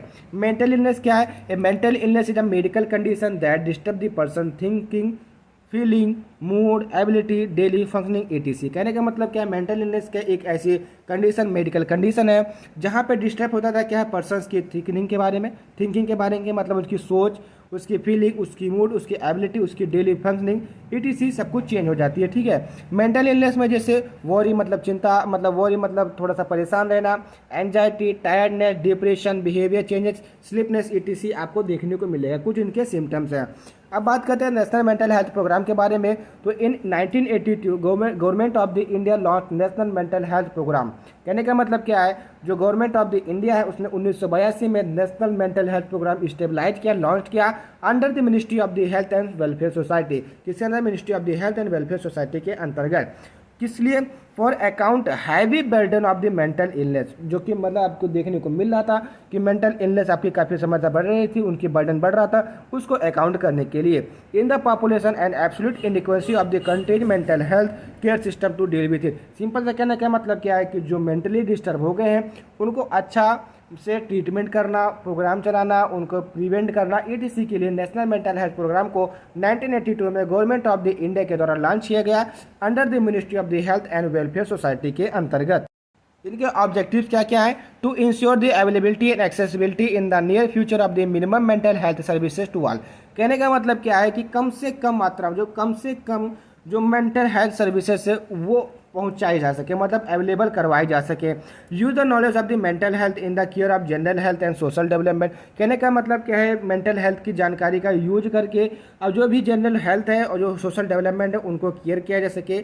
To increase the community participation in the development of the health mental health services. कहने का मतलब क्या है कि मतलब इंक्रीज द कम्युनिटी पार्टिसिपेशन, जो कम्युनिटी है उनका जो पार्टिसिपेशन है उनको बढ़ावा देना कि वो जो मेंटल हेल्थ जो सर्विसेज है उसके जो डेवलपमेंट में उनमें जाकर के भाग लें। And increase the effort toward the self help in the community, और वो अपनी तरफ से कुछ ना कुछ मदद करें। And to select essential element of the mental health care, मतलब कहने का मतलब क्या है, मेंटल हेल्थ केयर में जो भी एसेंशियल एलिमेंट्स हैं उनको सेलेक्ट कर सकें। And to distribute all the available resources of the mental health services on equal basis. कहने का मतलब क्या है कि टू डिस्ट्रीब्यूट ऑल अवेलेबल, जितने भी रिसोर्सेस है वो सारे के सारे डिस्ट्रीब्यूट करें जिससे कि जो मेंटल हेल्थ सर्विसेज है वो उसका इक्वल बेस बन सके।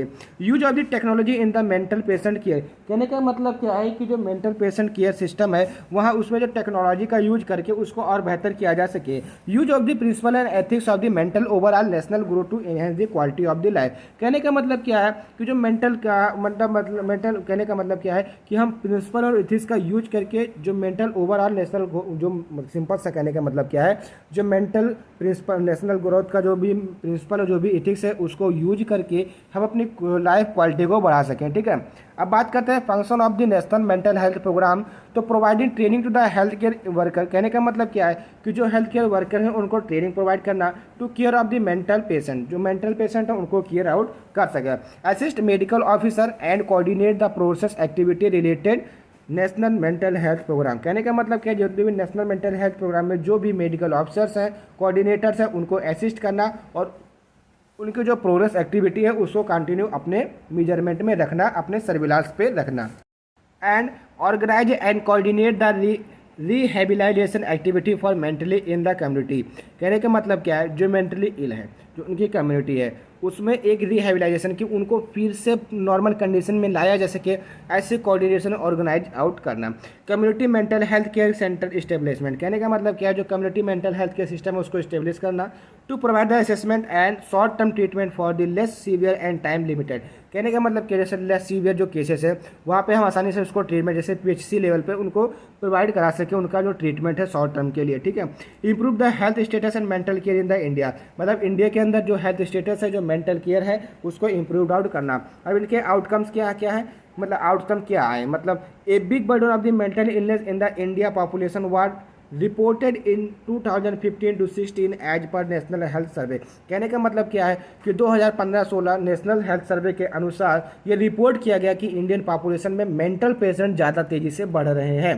क्यों? क्योंकि उसके बहुत सारे रीजन है, पॉवर्टी रीजन है, गरीबी रीजन है, रिलेशनशिप रीजन है, फैमिली कंडीशन रीजन है, लैक ऑफ मनी, महंगाई रीजन है, अनएम्प्लॉयमेंट रीजन है, ये सब क्या है, एक रीजन है मेंटल हेल्थ इलनेस के, ठीक है ना। तो इन सब के ऊपर सरकार को काम करना चाहिए, ठीक है, कोई राजनीति नहीं कर रहा हूँ, बस बात बता रहा हूँ, ठीक है। 11% of the India over the age of 18 suffer from mental illness, कहने का मतलब क्या है कि जितने भी मेंटल पेशेंट हैं हमारे इंडिया में 18 से ओवर की जो एज है, मतलब 18 के क्राइटेरिया में 11% ऐसे इंडियन है कि जो कि मेंटल इलनेस से अफेक्टेड है। The availability of the doctor and treatment increase at the low cost for the mental patient, मतलब जो हमारा ये national health programme for the mental patient के लिए जो भी आया उसमें उसके अंतर्गत जो हमारे डॉक्टर हैं, जो हमारी ट्रीटमेंट है मेंटल इलनेस के लिए वो लो कॉस्ट में प्रोवाइड हो सके और हमको अच्छी सुविधा मिल सके, ठीक है ना। न्यूट्रिशन या national mental health programme timely stabilise health services by the national mental health policy, mental health action plan, mental health bill, mental programme of the children, youth, elderly, women and the other, ये सारे programme इसके अंतर्गत में चलाए गए, किसके, national mental health programme के अंतर्गत चलाए गए, जिससे कि एक पार्टिकुलर ग्रुप को ट्रीटमेंट मिल सके, ठीक है। तो यहाँ पर आपके यहाँ पे टोटल आपके कंप्लीट हो गया, इंट्रोडक्शन भी हो गया, ऑब्जेक्टिव भी हो गया, आउटकम्स भी हो गया एंड फंक्शनिंग भी हो गया यहाँ पे किसका, नेशनल मेंटल हेल्थ प्रोग्राम का। उसके बाद नेक्स्ट क्वेश्चन क्या है, how health care system improved by improving the rural sanitisation, कहने का मतलब क्या है, रूरल सैनिटाइजेशन के द्वारा हम कैसे हेल्थ केयर सिस्टम को इम्प्रूव कर सकते हैं। तो सिंपल सा, pure water and good nutrition, कहने का मतलब क्या है, स्वच्छ पानी और अच्छा भोजन या good nutrition is the main goal of the healthy life style, जो क्या मेन गोल है हेल्दी लाइफ स्टाइल के लिए।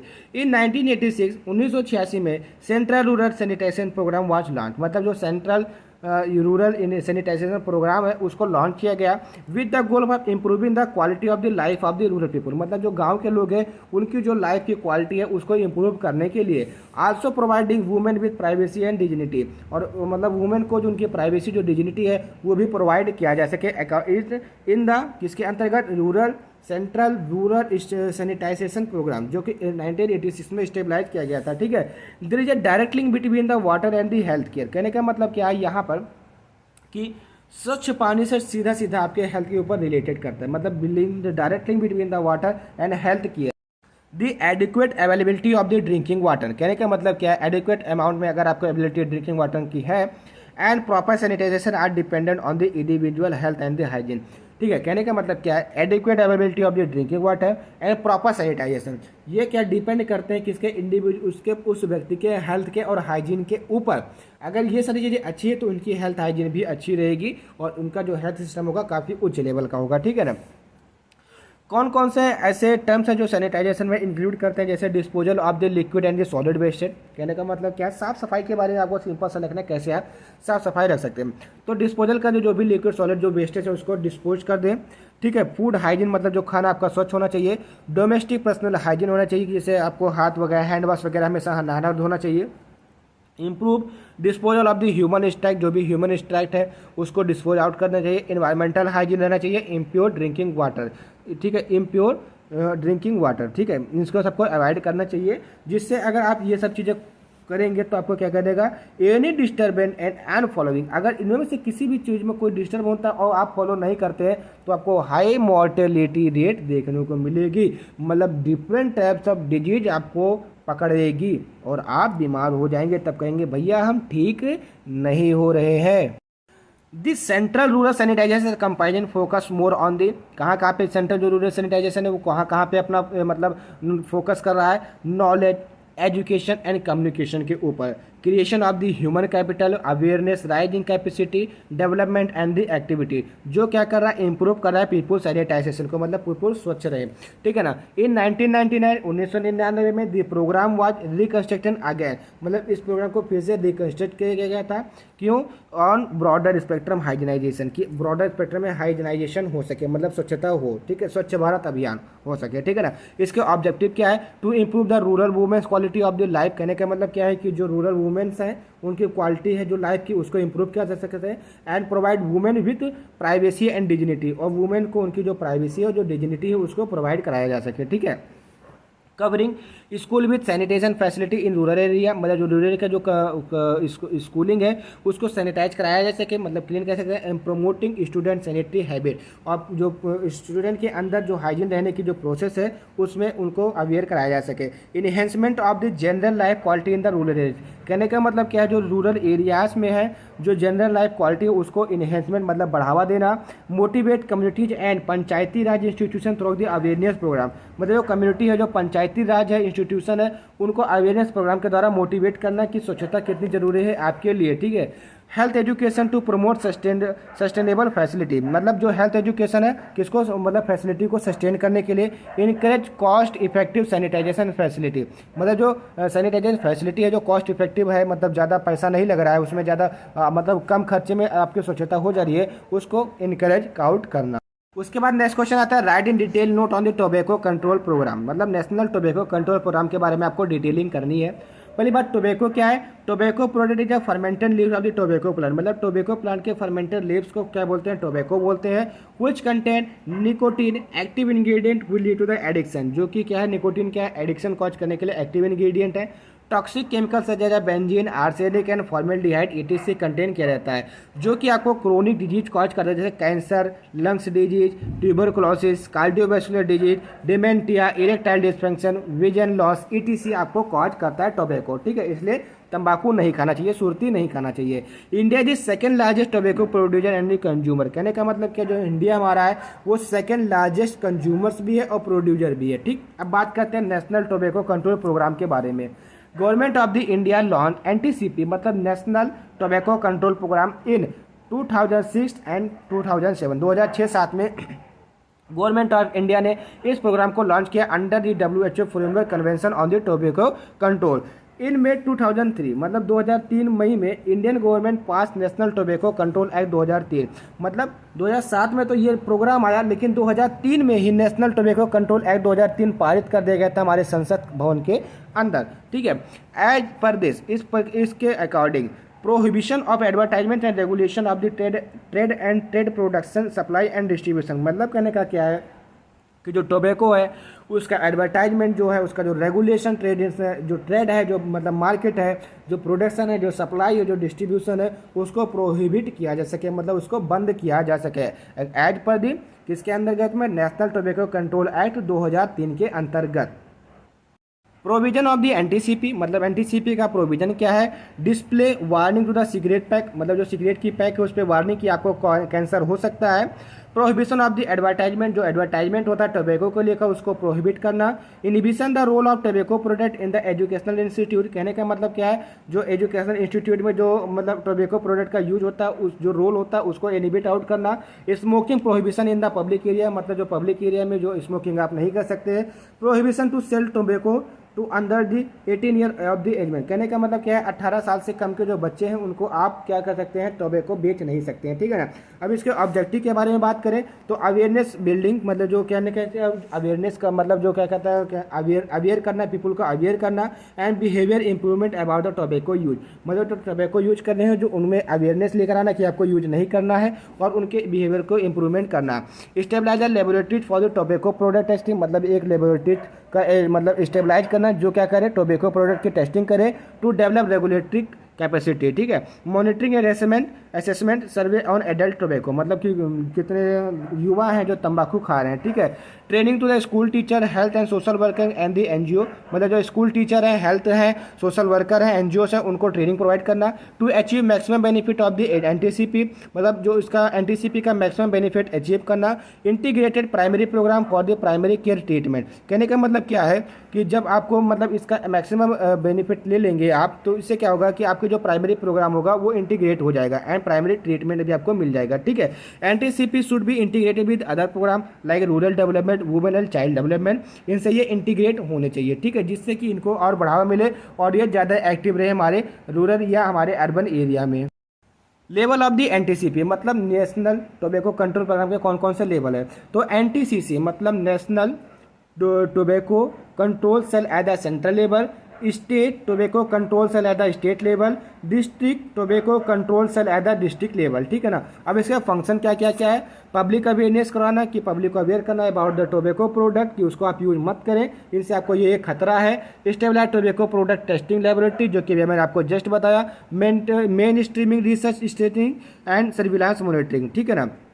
ये किस लेवल पे, एनटीसीसी मतलब नेशनल टोबैको कंट्रोल सेल के ऊपर है, ठीक है, मतलब उसका फंक्शन है। उसके बाद हमारा जो स्टेट टोबैको कंट्रोल सेल है उसका क्या क्या वर्क है। स्टेट लेवल एडवोकेटरी वर्कशॉप बनाना, ठीक है। ट्रेनिंग टू द स्टाफ, मतलब जो स्टाफ है उसको ट्रेनिंग कराना एंड रिफ्रेशर को भी ट्रेनिंग कराना। हेल्थ केयर प्रोवाइडेड ट्रेनर, मतलब हेल्थ केयर प्रोवाइडिंग जो प्रोवाइडर है उनको भी ट्रेनिंग कराना एंड सैनिटाइजेशन प्रोग्राम भी मतलब कैरी आउट करना। At district tobacco control cells information education and communication activities at the school programme, मतलब कहने का sorry information education and communication activities को परफॉर्म करना एंड स्कूल प्रोग्रामिंग करना। मॉनिटरिंग टोबैको कंट्रोल लॉ, मतलब जो भी टोबैको कंट्रोल लॉ है उसको मॉनिटर करना and certification and standard of the cessation facility, जो भी सेसेशन फैसिलिटी है उसको सेटिंग अप करना और उसको स्टैंडर्ड करना। नेक्स्ट क्वेश्चन आता है, describe the universal immunisation programme and draw a immunisation schedule chart, मतलब जो यूनिवर्सल इम्यूनाइजेशन प्रोग्राम है उसको डिस्क्राइब कीजिए और जो उसका शेड्यूल चार्ट है उसको भी आपको बनाना है। Universal immunisation programme is one of the largest public health programme close of 2.7 crore newborns and 2.9 crore pregnant women annually, जो इसके ऊपर वर्क करता है। अब यूनिवर्सल इम्यूनाइजेशन का मतलब क्या है कि इसमें कई सारी डिजीज आ जाएंगी कि जिसमें आपको उनको, जैसे आप क्या करते हैं, जैसे बच्चा पैदा होता है तो उसमें क्या देखते हैं कि उनको टेटनस, मतलब हर वैक्सीन लगती है, tetanus vaccine, BCG vaccine, etc vaccine लगती है, पोलियो वैक्सीन लगती है। तो उस एक ही बच्चे को एक ही कार्ड के ऊपर इतनी सारी 12 डोजेस लग रही हैं, तो इसी को बोलते हैं यूनिवर्सल इम्यूनाइजेशन प्रोग्राम।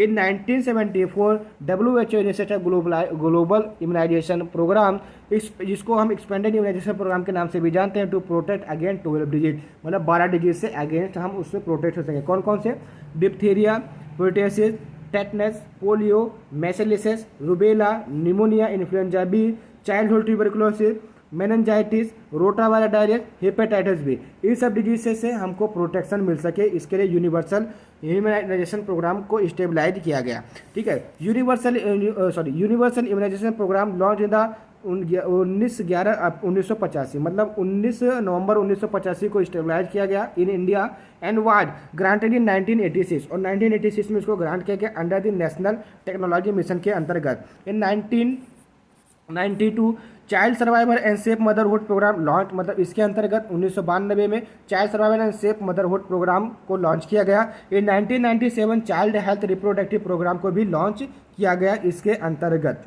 ऑन 11 जून 2000, मतलब 11 जून 2000 को the government of the India stabilize national technical committee on the child health, मतलब चाइल्ड हेल्थ पे 11 जून 2000 में मतलब इंडियन जो गवर्नमेंट है उन्होंने एक नया नेशनल टेक्निकल कमेटी स्टेबलाइज किया। ऑन 28 अगस्त 2001, मतलब 28 अगस्त 2001 को नेशनल टेक्निकल एडवाइजरी जो ग्रुप है of the immunization was set up the department of the family welfare, मतलब उन्होंने क्या किया, फैमिली वेलफेयर के अंतर्गत में आ गए। अब immunization of the childrens at the different age, जैसे क्या है वैक्सीन है, जैसे वैसलेस कैलमेट जिसको क्या कहते हैं ग्वीरिन ओरल पोलियो कहते हैं, बर्थ के समय पे दी जाती है। Diphtheria, pertussis, tetanus oral polio 6 weeks में दी जाती है, 10th वीक्स में जाती है, 14 मंथ में। एंड मेसलेस का इंजेक्शन जो ड्रॉप वैक्सीन है उसको 9th मंथ में दी जाती है। With 100% domestic funding all the vaccine as procured by the central government, मतलब इसका जितना भी खर्चा पानी है सब कुछ गवर्नमेंट उठाती है, ठीक है। अब पूछा है schedule of the universal immunisation programme, क्या शेड्यूल है, कैसे लगना चाहिए, ठीक है। The vaccine recommended by the government of the India under the expanded immunization programme are minimum vaccine that India child receive, मतलब प्रत्येक बच्चा जो इंडिया में पैदा हो रहा है को मिनिमम कितनी वैक्सीन मिलनी चाहिए, जो इसका क्राइटेरिया है वो गवर्नमेंट ने ऑलरेडी फिक्स किया हुआ है। वो कौन कौन सा शेड्यूल है, मतलब बच्चा पैदा होने से 15 दिन के अंदर उसको बीसीजी की वैक्सीन लेनी चाहिए। ओरल पोलियो ड्रॉप है वो 0 ड्रॉप, मतलब 0 ड्रॉप का मतलब उसको ज़रूरत नहीं है। हेपेटाइटिस बी फर्स्ट का इंजेक्शन है ना डोज मिल जाना चाहिए, ठीक है ना। उसके बाद 6 से 8 वीक मतलब 6 से 8 हफ्ते का होता है तो उसको ओरल पोलियो ड्रॉप जो वैक्सीन है उसको फर्स्ट लगनी चाहिए। बीपीटी की वैक्सीन भी 1 लग जानी चाहिए। हेपेटाइटिस बी की सेकेंड डोज एंड एचआईवी जो है एचआईवी है जो उसकी फर्स्ट डोज उसको लग जानी चाहिए, ठीक है ना। 10 से 12 महीने के हो जाने पर ओरल पोलियो ड्रॉप की सेकेंड ड्रॉप वैक्सीन की डबल सेकेंड, डीपीटी मतलब डिप्थीरिया की वैक्सीन दूसरी, उसके बाद हेपेटाइटिस बी की सेकेंड डोज मिल जानी चाहिए। 14 से 16 वीक का जब हो जाए तो ओपीवी मतलब मतलब ओरल पोलियो वैक्सीन जो है थर्ड डोज, डिप्थीरिया की थर्ड डोज, हेपेटाइटिस बी की भी थर्ड डोज मिलनी चाहिए। 9th मंथ पे उसको 1 इंजेक्शन मैसलेस का लगना चाहिए। 15 से 18 मंथ में उसको इम्यून बूस्टर मतलब ओरल पोलियो ड्रॉप और diphtheria plus HIV plus MMR मतलब मैसलेस का जो इंजेक्शन है वो लग जाना चाहिए। जब वो 4 से 6 साल का हो जाए तो उसको सेकंड बूस्टर लेना चाहिए ओपीवी एंड डीपीटी का। 10 साल का हो जाए तो टेटनस टॉक्साइड एंड 16 साल का एक बार टेटनस टॉक्साइड भी उसको लग जाना चाहिए, ठीक है। ये कुछ शेड्यूल है वैक्सीनेशन के। अब इसके ऑब्जेक्टिव क्या क्या है किसके यूनिवर्सल इम्यूनाइजेशन प्रोग्राम के, to increase the coverage of the immunization, मतलब कहने का क्या है कि जो इम्यूनाइजेशन उसको पूरा कवरअप करना उसको इंक्रीज करना। To improve the quality of the service, जो सर्विस की क्वालिटी है उसको इंप्रूव करना। To eradicate the neonatal tetanus diphtheria and pertussis by 2009, ठीक है। Introduce district wide monitoring and evolution of the project, मतलब डिस्ट्रिक्ट वाइड मॉनिटरिंग करना और इवोल्यूशन सिस्टम को स्टेबलाइज करना। To build reliable for the cold chain and to develop a good surveillance network. अब इसके outcome क्या क्या हुए, फॉर इन्फेंट मतलब बच्चों के लिए immunization in greater than in the urban areas, मतलब अर्बन एरिया में जो इम्यूनाइजेशन वो उसका काफ़ी देखने को मिला। Children from electrically powered household are more likely to the be immunize, कहने का मतलब क्या है सारा इलेक्ट्रिक डाटा बनने लगा। Boys are more likely than girls to be immunize, मतलब कहने का है कि जो बॉयज़ हैं उनको ज़्यादा इम्यूनाइजेशन प्रोग्राम में मतलब वैक्सीन मिलने लगे एज कम्पेयर टू गर्ल्स, ठीक है। तो अब तो क्राइटेरिया बराबर हो गया, चाहे बच्चा मतलब चाहे लड़का हो चाहे लड़की हो सबको बराबर इम्यूनाइजेशन प्रोग्राम में उनको बराबर वैक्सीन लगती है, ठीक है। उसके बाद नेक्स्ट क्वेश्चन आता है write in detail the pulse polio programme, मतलब पल्स पोलियो प्रोग्राम के बारे में आपको डिटेलिंग देनी है। तो पल्स पोलियो प्रोग्राम क्या है, मास पल्स का मतलब क्या है, mass administration oral polio vaccine on a single day to the all the children age below 5 year, मतलब 5 साल से जो 5 साल के जो नीचे के जो बच्चे हैं उनको एक सिंगल दिन में ही और सिंगल ड्रॉप वैक्सीन की पिलाई, जैसे कि उसको बोलते हैं पल्स पोलियो डिजीज है। प्रोग्राम एक क्या है, programming to the do something, मतलब कुछ करने की जो चेष्टा होती है। पोलियो क्या है, पोलियो जो viral disease caused by the small single stranded RNA virus poliovirus which destroy the nerve cell present in the spinal cord and cause paralysis muscles weakness to some part of the body, ठीक है। ये क्या कहते हैं, paralysis cause कर रहा है। Pulse polio programme क्या है, pulse polio programme is the immunisation programme for preventing the polio disease to healthy the people. Simple सी बात है, पल्स पोलियो प्रोग्राम क्या है, एक इम्यूनाइजेशन प्रोग्राम है जिसमें हम प्रिवेंट करते हैं पोलियो डिजीज से, अब मतलब ह्यूमन को हेल्दी रखने के लिए। Pulse polio programme was launch in the 1995 by the Indian government. जो पल्स पोलियो प्रोग्राम है वो 1995 में लॉन्च किया गया था इंडियन गवर्नमेंट के द्वारा। During each national immunization day approx 172 million childrens are immunized, मतलब 172 मिलियन जो चिल्ड्रंस हैं उनको इम्यूनाइज किया जाता है हर नेशनल इम्यूनाइजेशन डे के दिन। ऑब्जेक्टिव क्या क्या है पल्स पोलियो प्रोग्राम के, to become largest pulse polio initiator in the world, मतलब कि ज़्यादा से ज़्यादा इसको यूज जो किया सके उस कंट्री में। To become polio free nation, मतलब जो आपका राष्ट्र है वो पोलियो फ्री हो जाए। To replacement of the wild polio virus in the community, कहने का मतलब क्या है, जो वाइल्ड पोलियो वायरस है उसको रिप्लेसमेंट कर देना कम्युनिटी के अंदर। All the children under 5 year, मतलब सभी चिल्ड्रेन जो कि 5 साल के अंदर है should be vaccinated. To start NGO to help the prevalent polio patient to boost immunisation programme and to implement district wise performance monitoring system. अब इसके फंक्शन क्या क्या है, early detection and diagnosis of the polio disease, मतलब early detection कर सके polio disease का।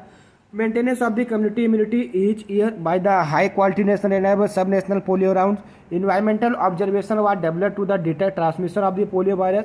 Government of the India release guideline in 2014, ठीक है। 2014 में गवर्नमेंट ऑफ इंडिया ने एक गाइडलाइन जारी किया जिसके अंतर्गत जो भी ट्रेवलर्स है, फॉरेन ट्रेवलर्स है, उन मैंडेटरी है पोलियो वैक्सीनेशन होगा तभी वो भारत में आ सकेंगे। India switch to the trivalent oral polio vaccine to bivalent, मतलब कहने का मतलब जो ट्राई डोज दे देते उसको बाइवेलेंट में कन्वर्ट किया गया इन द 25 अप्रैल 2016 में, ठीक है।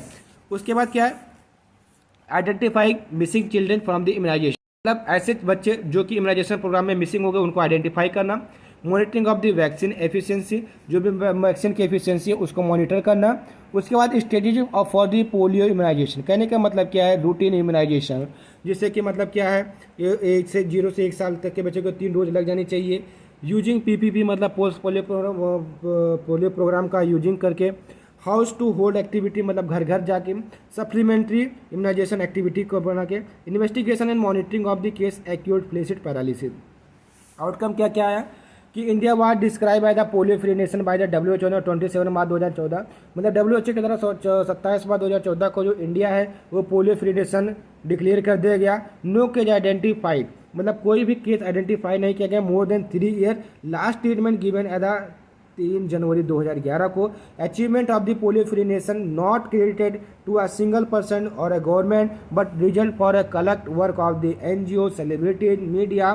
WHO promoted first polio programme, ठीक हो गया complete. Thank you for watching the video from the latest learn pharmacy. मिलते हैं नेक्स्ट लेक्चर वीडियो में जिसमें हम बात करेंगे या डिस्कस करेंगे फार्मेको विजिलेंस को। जल्दी 1-2 दिन के अंदर वो वीडियो आपको मिल जाएगी।